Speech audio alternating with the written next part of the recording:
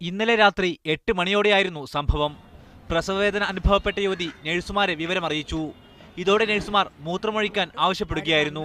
എപ്പം മൂത്രം ഒഴിച്ചാന്ന് ചോദിച്ചു. കുട്ടി മൂത്രം ഒഴിച്ചാൽ ഉച്ചയ്ക്കാന്ന് പറഞ്ഞു. മൂത്രം ഉണ്ടായിട്ടാണ് കുട്ടീന്റെ തുടിപ്പ് അറിയാത്തതെന്ന് പറഞ്ഞു. അതിന് ഞങ്ങളോട് മൂത്രം ഒഴിച്ചിട്ട് കൊണ്ടുവന്ന് ഞങ്ങൾ കുട്ടീന്റെ അമ്മയും ഞാനും കൂടി മൂത്രം ഒഴിക്കാൻ കൊണ്ടുപോയി. കുട്ടി ചെന്നാൽ പറഞ്ഞു ബാത്റൂമിൽ ഇരിക്കാൻ കഴിയുന്നില്ല വല്യമ്മ പറഞ്ഞു. കുട്ടി കാലിങ്ങനെ എടുത്ത് വെക്കുന്നോട് കൂടി കുട്ടി ക്ലോസ്റ്റിക്കാൻ ചാടി. ക്ലോസറ്റിൽ പ്രസവിച്ച ശേഷവും ആശുപത്രി അധികൃതർ സംഭവം ഗൗരവത്തിലെടുത്തില്ലെന്നും പരാതിയിലുണ്ട്. മുഖ്യമന്ത്രിക്കും ആരോഗ്യമന്ത്രിക്കും ഉൾപ്പെടെ ബന്ധുക്കൾ പരാതി നൽകി. സംഭവം അന്വേഷിക്കണമെന്ന് ആരോഗ്യമന്ത്രിയോട് ആവശ്യപ്പെട്ടതായി Manjeri MLA advocate M. Ummer media വണ്ണിനോട് പറഞ്ഞു.